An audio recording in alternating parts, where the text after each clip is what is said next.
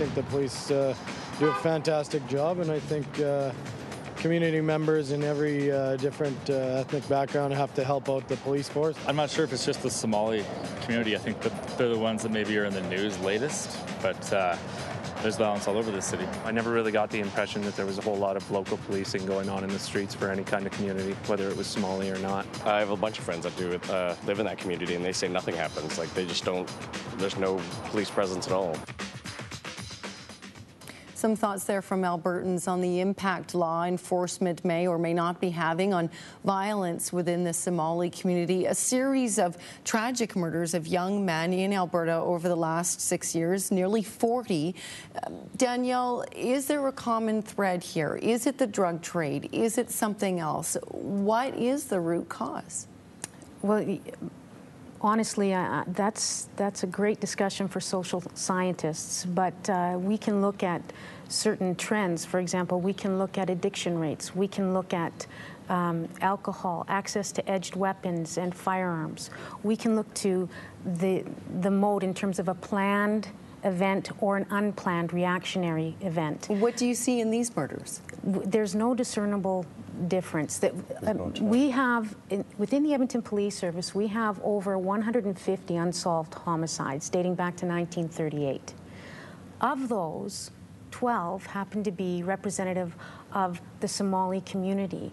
Through our lens, any community is all-encompassing. It's the city of Edmonton that we police, that we serve, and all communities have value. What do you see as some of the problems that you're trying to address as community leaders? First of all, we're fighting two battles. We're fighting the internal battle of trying to get the community moving forward on some of the issues that you talked about, working with the police and dealing with these issues. We've had an amazing amount of success in that aspect. But we find that we're fighting a bigger battle, the battle with the mainstream, that we always constantly have to remind them that these are Canadians who are dying. They're a product of this society. And the reaction we get, for the most part, is the mainstream is still not there. So, for example, we will go to a meeting as representatives of the community to meet with the police chief or the head of the school board. Do you feel like it's something in your community, fix it? Is that what you feel? That's part of it, but also the idea is no one will look at the solutions we're bringing forth. They'll get busy trying to micromanage us and say, you know, and treat us with lower standards. So, and sometimes it's very well-meaning, so they'll use racism of lower expectations to say, you know, instead of talking about the subject, we become the subject. And that wastes our time and it wastes their time. Chris? I think what's fair, or what we need to say, is that often what we do is crime is a community problem, not a policing one. Right. And what I mean by that is we often dump a lot onto the police services. We dump not only disorder and crime, but we dump all of our social ills and say fix it. And that's not fair because they're not equipped. Secondly, it's not part of their mandate. There's something, though, in the research that's called a contact hypothesis, and I think that's what you might be referring to. And it's a contact hypothesis essentially says that the more contact you have as two subgroups or groups, the better the relationship you will develop out of that. However, there has to be a few things present, and one is both groups have to have equal status. Right. I'm not sure if we do. Both groups have to have common goals. Well, one goal can't be solve homicide. We can't, that's not a goal. That's too out there. That's too large. We have to break it down to subcomponent parts. And then the third component is we have to have social norms that help us to participate together. And I think what we often do in society is we know this contact hypothesis, either through the research or through just what we know. And we think if we have a few meetings together, you know, that'll work. But we have a miscommunication here, and we don't have those three components of the theory, and we need that to be able to move forward, I think. If I may add, very good points. We need to stop working in silos. That's right. Relationships need to be developed, and trust is earned. We need to understand so much as Canadians in terms of to any country that when people immigrate to Canada, they bring with them the rules and their cultural experiences from their home country, but now they live in Canada, and as Canadians, we acknowledge that this country values diversity. And it's a great country. To that end, we must understand each other to work together. And so relationships. Yes, but the problem is, you know, the police are saying, let's work together, and we have been ahead of that. We do want to work together. But the problem is, instead of the police dealing with the really innovative and very common objectives and solutions that we bring forward, instead of dealing with those issues, and we might even disagree with some of the solutions that we bring forward, but some of them are in your best interest. For example, when we call for more resources for homicide detectives, instead of accepting that and saying, wow, you know, this is a community that is willing to be our allies, they're busy micromanaging us and saying, well, you should have one Somali group. Why are you having 3 Somali groups? Instead of dealing with the issue, we should have the same.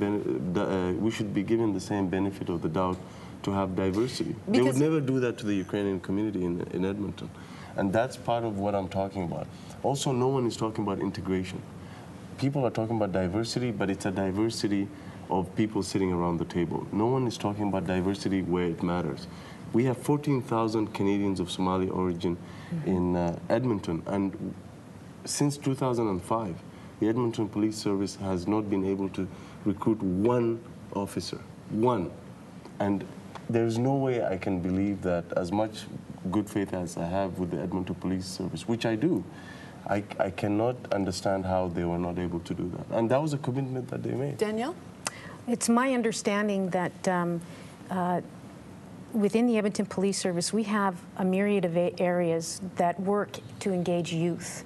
And so when we think about the bigger picture, it starts with youth. And so I'm happy to say that we have different units within the Edmonton Police Service that have made it their business to try and recruit and select people from all communities. And to that end, it's my understanding that we have Somalian representation in our cadet program. So you're working on it? Absolutely. 6 years. We've had 6 years. We got that promise in 2005. It's been 6 years. You're telling me that it takes 6 years to recruit one single officer from 14,000 people? That's the part. I'm very supportive of the police, but I think on the recruitment promise, the police service has not lived up to its promise, respectfully. One other area, and this is just a little bit broader, that's been raised, is the resources. We've talked about that a little bit, to the point where Edmonton Councillor Amarjeet Sohi publicly gave a bit of a listing that since 2007, the city has given more than $145,000 in grants to 17 organizations that help the Somali community. Last spring, Alberta gave a $200,000 grant to reduce and prevent crime in the Canadian Somali community. In December, the federal government launched the Somali Youth Skills Project to help youth find employment. Is it that some resources are there, but they're either not enough or not doing the right things, as you alluded to? Number one, the resources are not enough for the scale of the problem. And that's the lower standards that I'm talking about. If it was any other community, the resources would be 10 times what you talked about. Secondly, we have to adapt to the standards through another mainstream organization.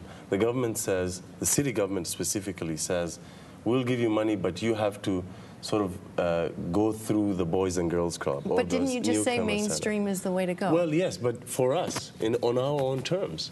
And there's nothing that the Boys and Girls Club can tell me about our Boys and Girls Club. I know better, and I have more intelligence. So I should be mainstream. You have more intelligence? On the Boys and Girls Club, on the boys and girls in our community, right? So that's one. The second point is the province has finally come around. The province is the only government entity in this province that has treated us as Canadians. So they have given us resources exclusively for projects that are indigenous from our own community. The city hasn't done that. And that's the lack of leadership that I'm talking about. The police are halfway there, they've worked with us, but they're getting the wrong political signal from the city. Any comments from either of you to that before we wrap up? Chris, would you? My comment is this: we can ill afford to work in silos, and I would offer that by keeping separate and different Somalian Boys and Girls Club separate from the Edmonton Boys and Girls Club is supporting that silo mentality. And so I'm encouraged by what the Edmonton Police Service has done in terms of the African Community Liaison Committee and the great work that's being done by Superintendent Brad Ward with your community. Certainly, Chiefs Committee is live to any initiatives, whether it be recruiting and selection, crime prevention. We have so many issues that are the root causes of crime in general, from the point homelessness about the Boys and Girls Club I was making was I don't have a problem for the government to give Boys and Girls Club resources to help our community. But if they have no clue about what's happening in the community and they use the resources in the wrong way, then I'd rather the resources come to our community. That was the point I was Chris, a lot of animosity here, a lot of passion, a lot of frustration. It's difficult. Good. It's good. I think work it out. I think it's healthy. Yeah, I think it's very good. I don't know, to summarize, I'm not going to comment. I'm proud of the governments at multi levels that recognizing the problem. I too would say that it's probably not enough done. I think one thing we really have to do is I'm not sure that a homicide problem or any type of crime problem can be solved, in a week, in a month, in a year. And I think what we have to do is we have to look at some long-term, proactive long-term strategies, including, I'll give you one example.